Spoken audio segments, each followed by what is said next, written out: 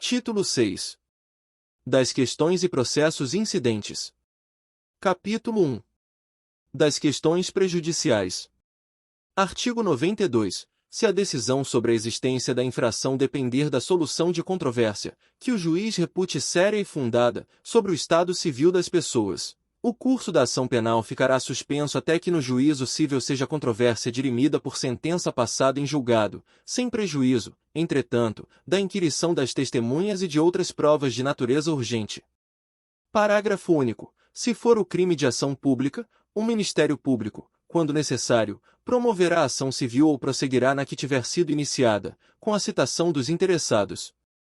Artigo 93. Se o reconhecimento da existência da infração penal depender de decisão sobre questão diversa da prevista no artigo anterior, da competência do juízo civil, e se neste houver sido proposta ação para resolvê-la, o juiz criminal poderá, desde que essa questão seja de difícil solução e não verse sobre direito cuja prova a lei civil limite, suspender o curso do processo, após a inquirição das testemunhas e realização das outras provas de natureza urgente.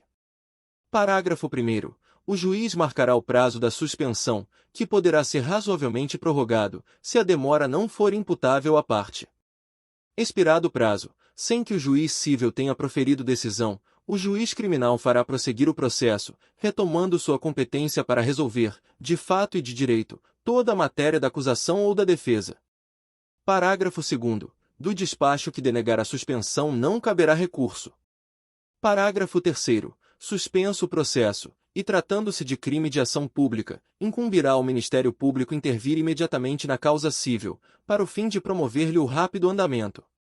Artigo 94. A suspensão do curso da ação penal, nos casos dos artigos anteriores, será decretada pelo juiz, de ofício ou a requerimento das partes. Capítulo 2. Das exceções. Artigo 95. Poderão ser opostas as exceções de: Inciso 1. Suspeição. Inciso 2. Incompetência de juízo. Inciso 3. Litispendência. Inciso 4. Ilegitimidade de parte.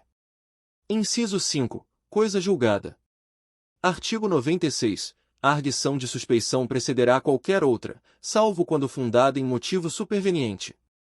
Artigo 97. O juiz que espontaneamente afirmar suspeição deverá fazê-lo por escrito, declarando o motivo legal, e remeterá imediatamente o processo ao seu substituto, intimadas as partes. Artigo 98. Quando qualquer das partes pretender recusar o juiz, deverá fazê-lo em petição assinada por ela própria ou por procurador com poderes especiais, aduzindo as suas razões acompanhadas de prova documental ou do rol de testemunhas.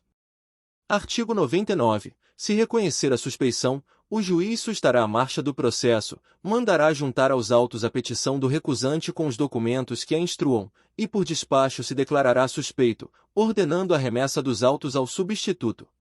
Artigo 100. Não aceitando a suspeição, o juiz mandará autuar em apartado a petição, dará sua resposta dentro em 3 dias, podendo instruí-la e oferecer testemunhas, e, em seguida, determinará sejam os autos da exceção remetidos, dentro em 24 horas, ao juiz ou tribunal a quem competir o julgamento.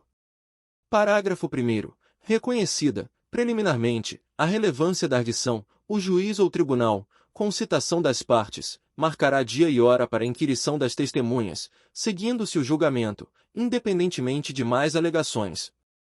Parágrafo 2º. Se a suspeição for de manifesta improcedência, o juiz ou relator a rejeitará liminarmente.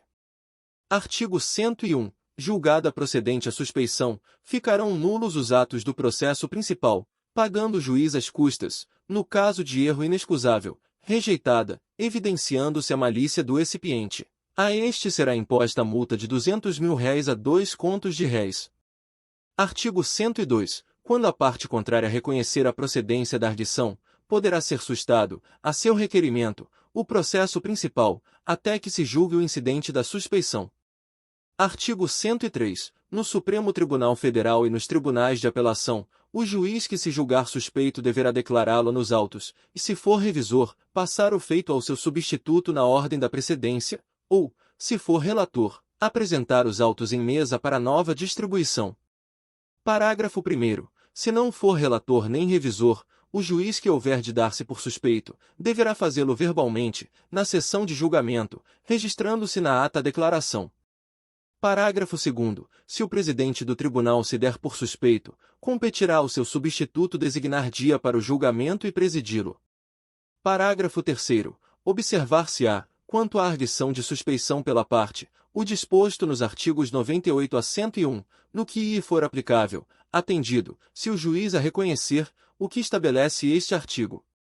Parágrafo 4º. A suspeição, não sendo reconhecida, será julgada pelo Tribunal Pleno, funcionando como relator o presidente.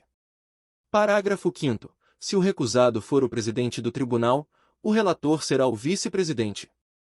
Artigo 104. Se for arguida a suspeição do órgão do Ministério Público, o juiz, depois de ouvi-lo, decidirá, sem recurso, podendo antes admitir a produção de provas no prazo de 3 dias.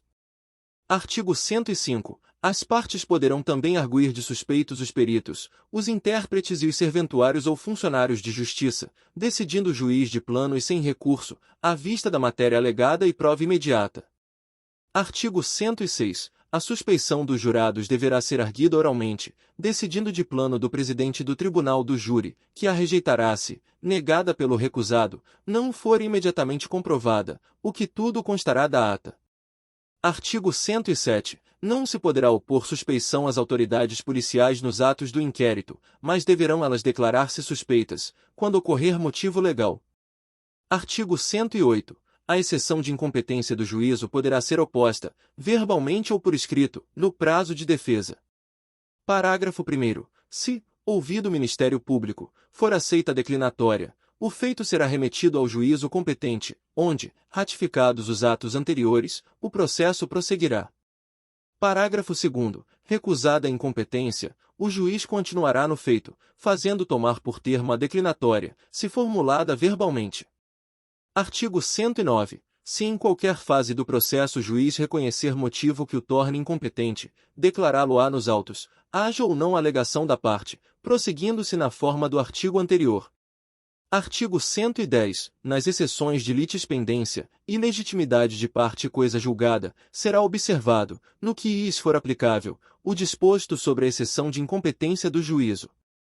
Parágrafo 1º. Se a parte houver de opor mais de uma dessas exceções, deverá fazê-lo numa só petição ou articulado.